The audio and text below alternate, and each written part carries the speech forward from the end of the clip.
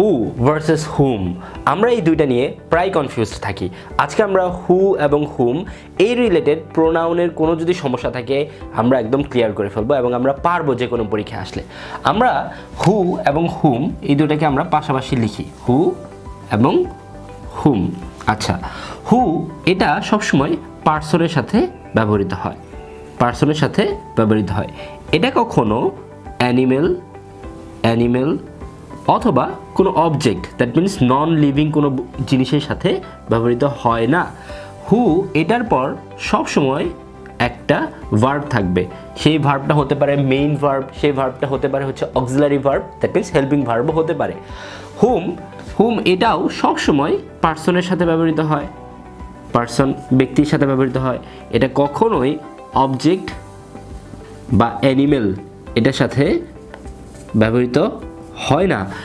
কিন্তু basic difference হচ্ছে হু এর পর একটা ভার্ব থাকে, কিন্তু হুম এটার পর কখনো কোনো ভার্ব থাকে না। দ্যাট মিনস হুম এটার পর কোনো ভার্ব থাকে না। তাহলে কি থাকে হুমের পর? আমরা এই জিনিসটা মনে রাখবো, হুমের পর এই ভার্বের পরিবর্তে নাউন অথবা প্রোনাউন থাকে। এখন আমরা এই দুইটা প্রশ্ন অনুশীলন করি যাতে আমরা এই যে একটু আগে যে কনসেপ্টটা শিখলাম সেই কনসেপ্টটা আমরা যাতে অ্যাপ্লাই করতে পারি। এখানে রয়েছে হি ইজ দ্য বয়, এখানে অপশন রয়েছে হু হবে নাকি হুম হবে। তারপরে আমরা মেইন ব্যাপারটা হচ্ছে শূন্যস্থানের যে পরের অংশটা, এই পরের অংশটা আমাদেরকে ডিটারমাইন করে দিবে আমরা এখানে হু বসাবো নাকি হুম বসাবো। এখানে দেখেন শূন্যস্থানের পরের অংশটাতে দেখেন হ্যাজ। আচ্ছা হ্যাজ এটা কি? এটা কি একটা হেল্পিং ভার্ব না?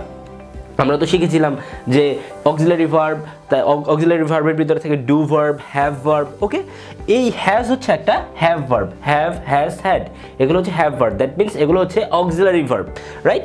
তো এখানে হ্যাজ যেহেতু রয়েছে, আমরা শিখেছিলাম যে হু এর পর হু এটা সবসময় পার্সনের সাথে ব্যবহৃত হয়। এখানে হি একটা পার্সন নিয়েই বলা হচ্ছে। আচ্ছা, এবং এটা কোনো অ্যানিমেল বা অবজেক্টের সাথে ব্যবহৃত হয় না। এবং হু এটার পর সবসময় আমরা কি ব্যবহার করব? হেল্পিং ভার্ব ব্যবহার করব বা যে কোনো একটা আমরা ভার্ব ব্যবহার করব। যেহেতু এখানে হ্যাজ রয়েছে তাহলে আমরা কি ব্যবহার করব? এখানে পুরো সেন্টেন্সটা হবে হচ্ছে he is the boy who has stolen my watch. পরের উদাহরণটা এখানে হি ইজ দ্য বয়, এখানে অপশন হচ্ছে সেম আগের মতো হু নাকি হুম আই স লাস্ট ডে। আমরা বলেছিলাম শূন্যস্থানের পরের অংশটাই হচ্ছে গেম চেঞ্জিং ফ্যাক্টর, যে শূন্যস্থানের পরের অংশটাতে কি রয়েছে সেটাই আমাদেরকে দেখতে হবে। এখানে শূন্যস্থানের পরের অংশ রয়েছে আই। আচ্ছা আই কি? আই তো একটা প্রোনাউন, রাইট? আই হচ্ছে একটা প্রোনাউন। আমরা বলেছিলাম হুম এটার পর কখনো ভার্ব থাকে না, কি থাকে? সেই হিসেবে থাকে হচ্ছে নাউন অথবা প্রোনাউন থাকে ভার্বের পরিবর্তে। তাহলে এখানে যেহেতু একটা প্রোনাউন রয়েছে আমরা চোখ বন্ধ করে এখানে বলে দিতে পারবো এখানে অ্যান্সার হচ্ছে গিয়ে হুম। দ্যাট মিনস আমরা মনে রাখবো হু এবং হুম দুটোই হচ্ছে পার্সনের সাথে ব্যবহৃত হয় এবং দুটোর মধ্যে কোনোটাই অ্যানিমেল বা অবজেক্টের সাথে ব্যবহৃত হয় না। কিন্তু বেসিক ডিফারেন্স হচ্ছে হু এর পর একটা ভার্ব থাকবে কিন্তু হুমের পর কোনো ভার্ব থাকবে না।